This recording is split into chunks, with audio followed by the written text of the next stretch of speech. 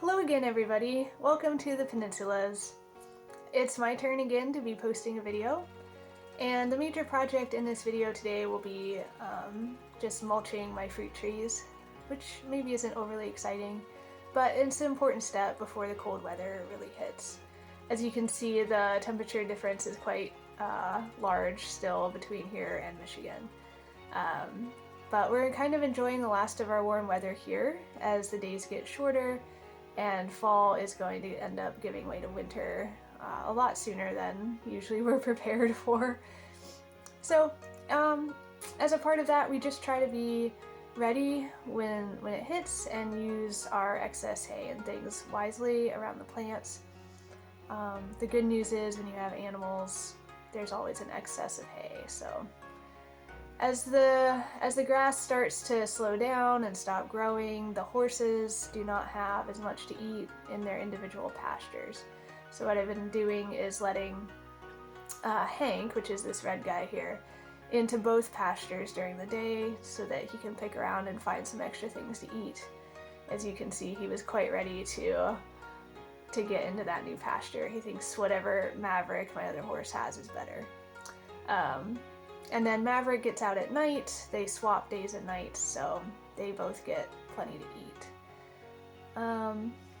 But my main focus today was just to get the trees mulched, and thankfully I have a milk cow and her calf right now, so 1.5 cows basically, and they eat a lot of feed.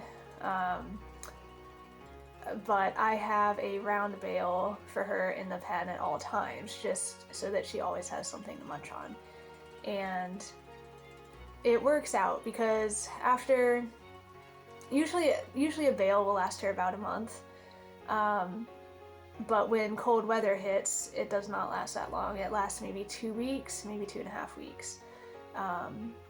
Cows, when they get cold, they eat a lot more, and it helps them stay warm. It kind of boosts their internal metabolism to produce heat. So because of that, I want to be prepared. We do have some cold weather coming up here, and I want to get her a fresh bale of a fresh round bale of hay, basically.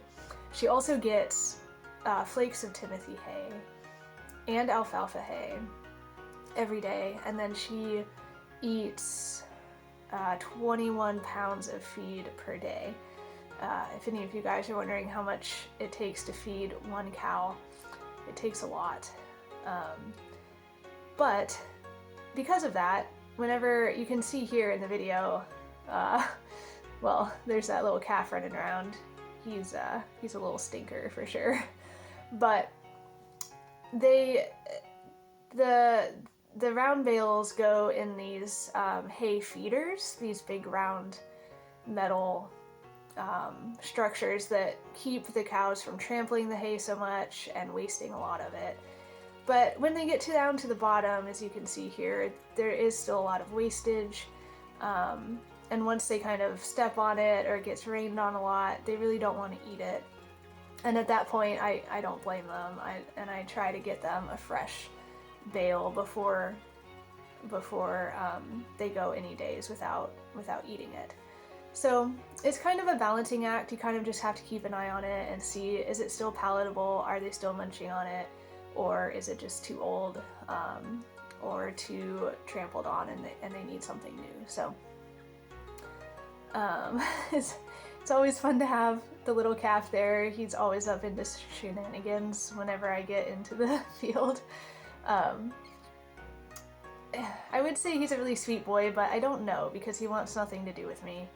He won't let me touch him, which I suppose will stand him in good stead going forward in his cow life. But he's always entertaining. But anyways, I don't have a tractor, but there's really no substitute for some good old-fashioned work. As you can see here, all I really need is a rake and a pitchfork, and I'm able to get all that soiled hay up off the ground and load it into my little blue truck. Side note, this little blue truck is my favorite vehicle I've ever owned. It's not necessarily it was my main transportation to and from work for the last 5 years, but he's been having some issues lately, so now he's been retired to just being the farm truck. But any chance I get to drive him, I really enjoy it. But that's neither here nor there. So basically all you need is a rake and a pitchfork to gather up this old hay. And even though it does cost a lot of money to feed these cows, and it's kind of a shame that they waste this much hay at the end of a bale, I try to look at it as it's not really a waste, because I'm able to repurpose it and use it for my fruit trees or my garden beds, really anything. It can go in my worm bed, and it's just really good mulch for holding water in the soil, and for, at this time of year, keeping the plants warmer as the ground starts to freeze at times. So I just liked, for this batch, I just am trying to get my fruit trees covered. I didn't get a lot of footage of actually unloading it, but you get the picture. Just kind of spread it around the fruit trees.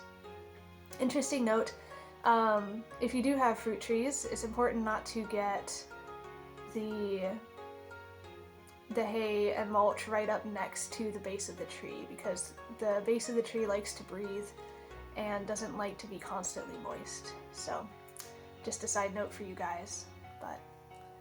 And then here are this is my peanut patch, and they're kind of on their way out. The bugs have really gotten into the leaves and they're just kind of drying up. It's the end of their season, so it was actually time to check them and see if they are ready for harvest.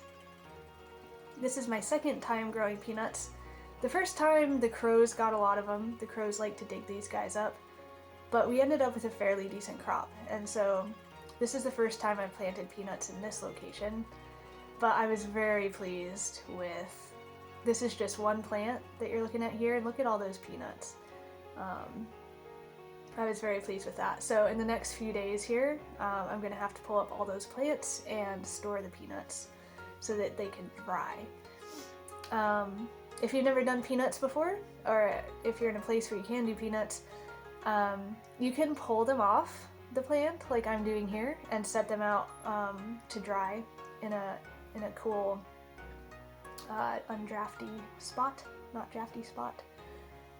Or you can leave them on the plants and hang the whole plants up, whatever is more convenient, but both ways work for drying your peanuts. And once your peanuts are dried, you can cook them and roast them and do whatever you want with them. Here in the South, we like boiled peanuts, so I'm very excited to get up a batch of those. But that's basically all that we have been doing here on the farm the last couple weeks. So I hope you guys enjoyed this video, and I'll catch you in the next one.